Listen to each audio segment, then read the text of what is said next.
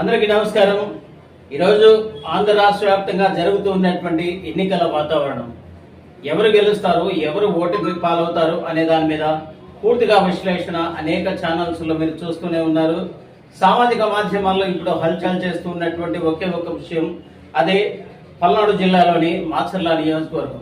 మాచర్ల నియోజకవర్గంలో అలు పెరుగని పోరాటం చేస్తూ ఉన్న పిన్నెల్లి రామకృష్ణారెడ్డి 2009వ సంవత్సరం నుంచి వరుసగా 2019 వరకు 4 దఫాలుగా గెలిచి నియోజకవర్గంలో తనకంటూ ఒక ప్రత్యేక బాడీ ఏర్పరచుకుని ముందుకు సాగిపోతూ ఉన్న నాయకుడు పిన్నెల్లి రామకృష్ణారెడ్డి. ఇవాళ మా ప్రత్యేక కథనం Pinnelli Ramakrishna Reddy. Watch the story board.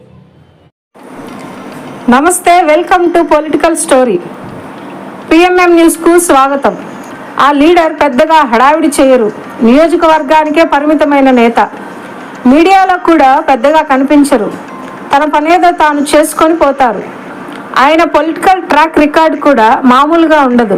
ఎందుకంటే ఆయన పనితీరుకు ఎన్నికల ఫలితాలే నిదర్శనంగా కనిపిస్తాయి. ఆ ప్రజా నాయకుడే మాచర్ల ఎమ్మెల్యే పిన్నెల్లి రామకృష్ణారెడ్డి.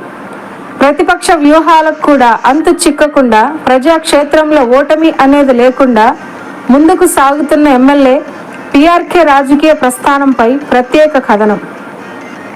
గుంటూరు జిల్లా మాచర్ల నియోజకవర్గం వైసీపీకి కంచుకోట. ఇక్కడ టీడీపీ గెలిచే అవకాశాలు చాలా తక్కువ. మొదటి నుండి ఈ నియోజకవర్గంలో టీడీపీకి ఎక్కువ విజయాలు రాలేదు. 1983, 1989, 1994, 1999 ఎన్నికల్లో మాత్రమే ఇక్కడ టీడీపీ గెలిచింది. ఇక ఆ తరువాత నుండి మాచర్లలో టీడీపీ జెండా కనిపించలేదు. 2004, 2009, 2014, 2019 ఎన్నికల్లో వరుసగా ఓడిపోతూనే వస్తుంది. అంతేకాదు భవిష్యత్తులో కూడా ఇక్కడ టీడీపీకి గెలిచే అవకాశాలు పెద్దగా లేవని రాజకీయ వర్గాల మాట. గుంటూరు జిల్లా మాచర్ల నియోజకవర్గాన్ని తన అడ్డాగా చేసుకున్న లీడర్ పిన్నెల్లి రామకృష్ణారెడ్డి. ఇక్కడ వరుసగా 4 సార్లు ఎమ్మెల్యేగా గెలిచి రామకృష్ణారెడ్డి తన సత్తా చాటుకున్నాడు. ఇక్కడ టీడీపీ ఎన్ని వ్యూహాలు మార్చినా ఆయన గెలుపును మాత్రం అడ్డుకోలేకపోతుంది. మాచర్ల నియోజకవర్గంలో తెలుగుదేశం పార్టీ ఎమ్మెల్యే అభ్యర్థులుగా ఎంతమందిని మార్చినా ఓటమి ఎదురవుతూనే ఉంది. ఎరపతినేని శ్రీనివాసరావు లాంటి నేతలు కూడా ఇక్కడ ఇన్ఛార్జిగా లాభం లేదంటే పిన్నెల్లి పవర్ ఏంటో అర్థం చేసుకోవచ్చు. ఎందుకంటే మాచర్ల ఫలితం ఏకపక్షం, అది పిన్నెల్లి రామకృష్ణారెడ్డి పక్షం. పిన్నెల్లి రామకృష్ణారెడ్డి గుంటూరు జిల్లా వెల్దుర్తి మండలం కొండ్లకుంట గ్రామంలో 1970లో జన్మించారు. 1988లో నర్సాపేటలో ఇంటర్మీడియట్ పూర్తి చేసి 1991లో గుంటూరులోని ఏసీ కాలేజీలో బీకాం పూర్తి చేశారు. మాచర్ల ఎమ్మెల్యే పిన్నెల్లి రామకృష్ణారెడ్డి 2006లో వెల్దుర్తి జెడ్పీటీసీగా పోటీ చేసి ఏకగ్రీవంగా ఎన్నికయ్యి తన రాజకీయ ప్రస్థానాన్ని మొదలుపెట్టారు. అంతకుముందు యూత్ జిల్లా కార్యదర్శి పదవి బాధ్యతలు చేపట్టారు. ఆ తరువాత 2009లో కాంగ్రెస్ పార్టీ నుంచి మాచర్ల ఎమ్మెల్యేగా పోటీ చేసి ఘన విజయం సాధించారు. దివంగత వైఎస్ రాజశేఖర రెడ్డి మరణం తరువాత పదవికి రాజీనామా చేసి వైసీపీలోకి చేరారు. దీంతో 2012లో జరిగిన ఉప ఎన్నికల్లో ఘన విజయం సాధించారు.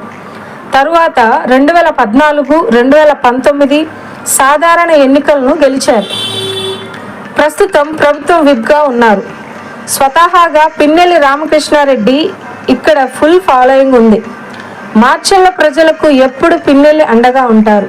అందుకే ఇంకో పార్టీని ఇక్కడ ప్రజలు పెద్దగా ఆదరించే పరిస్థితి లేదని చెప్పవచ్చు. ఇటీవల జరిగిన స్థానిక ఎన్నికల్లో కూడా మాచర్ల నియోజకవర్గం రికార్డు సృష్టించింది. మున్సిపాలిటీని కైవసం చేసుకుంది. 5 జెడ్పీటీసీలను ఏకగ్రీవంగా చేసుకుంది. 71 ఎంపీటీసీలు, 70 ఎంపీటీసీలు ఏకగ్రీవం అయ్యాయి. ఎంపీటీసీ జరిగిన ఎన్నికల్లోనూ వైసీపీకే ఘన విజయం. ఇక్కడ వరుసగా ఎన్నికల్లో క్లీన్ స్వీప్ చేస్తున్న వైసీపీని విజయపదంలో నడిపించింది పిన్నెల్లి రామకృష్ణారెడ్డి మాత్రమే. జగన్ను తలంచి నమ్ముకున్న వ్యక్తిగా ఆయన ముద్రపడిపోయారు. మాచర్లలోని పిన్నెల్లి రామకృష్ణారెడ్డి ఇన్నిసార్లు వరుసగా గెలవడానికి కారణం ఇక్కడ ప్రజలకు అందుబాటులో ఉండడమే.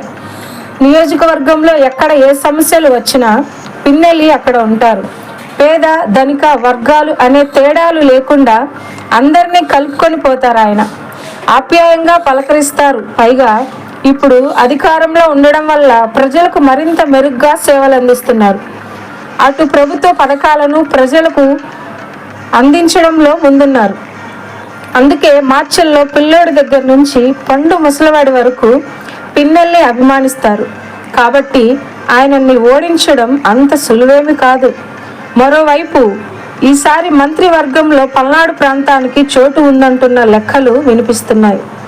సీనియర్ నేత నమ్మకంగా ఉన్న పిన్నెల్లి రామకృష్ణారెడ్డికి మంత్రి పదవి ఖాయమని పార్టీ వర్గాలు చెబుతున్నారు. ఈసారి సామాజిక సమీకరణలు కూడా పక్కన పెట్టి పిన్నెల్లికి జగన్ మంత్రి పదవి ఇస్తారన్న ఆశాభావంతో ఆయన అనుచరులున్నారు. పిన్నెల్లి రామకృష్ణారెడ్డి మాత్రం మంచి ట్రాక్ రికార్డ్తో జగన్ గుడ్ లుక్స్లో ఉన్నారు. మరి మంత్రి పదవి వస్తుందా రాదా అనేది చూడాల్సిందే.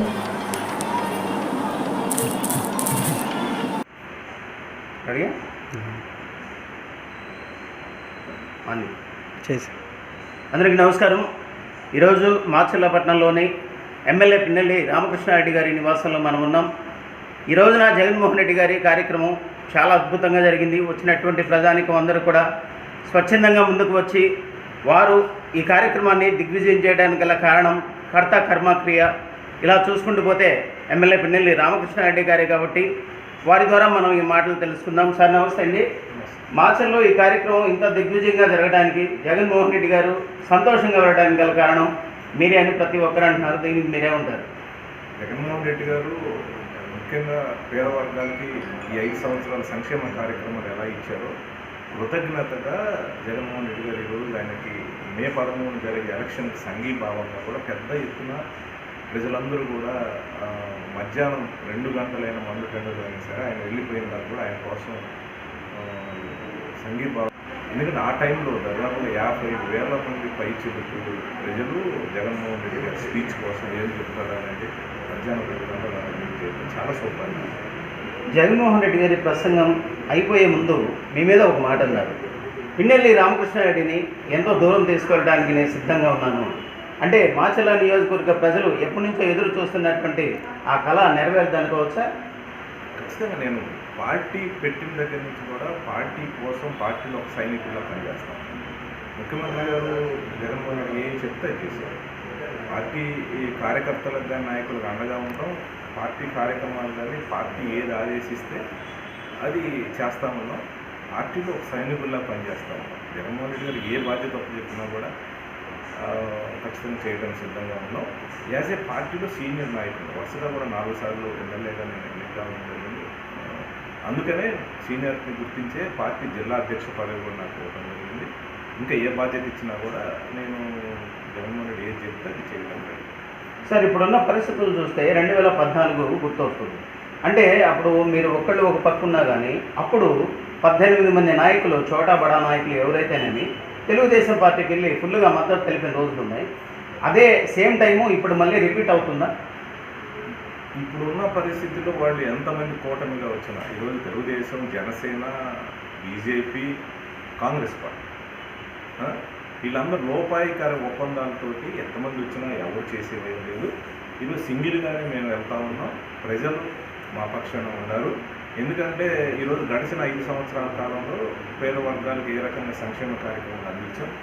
ముఖ్యంగా మాచర్ల నియోజకవర్గంలో 1700 కోట్లు సంక్షేమ కార్యక్రమం రూపంలో ప్రతి పేదవానికి మనం డబ్బులు ఇస్తే 13 కోట్లు పైచలకు అభివృద్ధి కోసం ఖర్చు పెట్టిన పరిస్థితి. అంటే ఈ 5 సంవత్సరాల కాలంలో దాదాపుగా 3,000 కోట్లు. ఇవి కూడా చెప్పాలనుకుంటే 2 సంవత్సరాలు కరోనాతో మనం ఏదైనా పనులు ఆగిపోయినా ఈ 3 సంవత్సరాల్లో 3,000 కోట్లు ఖర్చు పెట్టి అటు సంక్షేమం కానీ డెవలప్ కానీ చేసి, ఇంకా ప్రజలు బ్రహ్మాండంగా కూడా మా వైపు ఉన్నారు. మేము ధైర్యంతో కూడా సింగిల్గా వెళ్తూ ఉన్నాం. కానీ చంద్రబాబు నాయుడు 14 సంవత్సరాలు ముఖ్యమంత్రి చేశారు, 3 సార్లు అతను గెలిపించారు. కానీ సింగిల్కి వెళ్ళే ధైర్యం లేదు. ఎందుకంటే అతను ఏం చేయలేదు. ఏదో జిమ్మిక్కులు చేసి కూటమిగా ఏర్పడి టెక్నికల్గా ఓట్లు అటు ఇటు చీల్చి ఏదో రకంగా జిమ్మిక్కు చేసి ఆయన అధికారంలోకి 3 సార్లు రావడం జరిగింది. కానీ నిర్దిష్టంగా ఈ సంక్షేమ కార్యక్రమాలు ఇచ్చాం. తద్వారా దీని ద్వారా ప్రజలకి ఒప్పిద్దాం, ప్రజలు దీని ద్వారా మనం ఓటేయించుకుందాం అనే ఆలోచన చంద్రబాబు నాయుడుకి లేదు. కులాలను రెచ్చగొట్టాలి, మతాలను రెచ్చగొట్టాలి, ప్రాంతాలను రెచ్చగొట్టాలి, ఫ్యాక్షనిజాన్ని రెచ్చగొట్టాలి, ఉన్న ప్రజలను 2 గ్రూపులుగా చేర్చాలి, తద్వారా ఏమన్నా ఓట్లు వస్తాయి కదా అని ఒక రకమైన ఆలోచన చేస్తూ ఉన్నాడు. ఇది మంచి పద్ధతి కాదు. ప్రజలకి అన్ని విధాలు అందుబాటులో ఉండాలి, ప్రజలకు సంక్షేమ కార్యక్రమం ప్రతి పేద కుటుంబాన్ని ఆదుకోవాలి, తద్వారా వాళ్ళ మనసు గెలుచుకోవాలి, తద్వారా ఓటు వేయించుకొని గెలవడానికి మేము ప్రయత్నం చేస్తాం.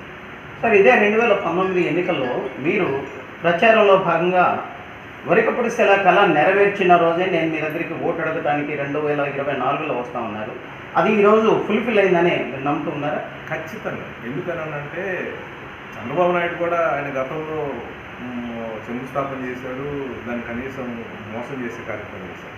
ఈరోజు మేము చెప్పిన మాట ప్రకారం వరికపుడి శిల ప్రాజెక్టుకు సంబంధించి అన్ని పర్మిషన్లు తీసుకొచ్చాం, అన్ని విధాలు కూడా ఆదుకునే కార్యక్రమం, అన్ని డెవలప్మెంట్ చేసే కార్యక్రమం చేస్తా ఉన్నాం. వరికపుడి శిలకు సంబంధించి ఈరోజు టైగర్ రిజర్వ్ ఫారెస్ట్లో ఉన్న వైల్డ్ లైఫ్కు సంబంధించి కూడా కేంద్ర ప్రభుత్వం దగ్గర నుంచి పూర్తి అనుమతులు తీసుకొచ్చి దానికి సంబంధించిన బడ్జెట్ని క్యాబినెట్ అప్రూవ్ చేసి పనులు కూడా జరుగుతూ ఉన్నాయి. ఖచ్చితంగా చిత్తశుద్ధితో మేము పనిచేస్తూ ఉన్నాం కాబట్టి వరికపుడి శిల ప్రాజెక్టులు పూర్తి చేసి రాబోయే రోజుల్లో 3 నియోజకవర్గాలకు సంబంధించి 1,25,000 ఎకరాలకు నీళ్ళు అందించే వరికపుడి శిల ప్రాజెక్టు త్వరలో పూర్తి చేయాలి. Okay sir, thank you very much. 2024 సార్వత్రిక ఎన్నికల్లో మీ గెలుపు ఖాయం కావాలని మా న్యూస్ ఛానల్ తరఫున కూడా మీకు శుభాకాంక్షలు తెలియజేస్తున్నాను.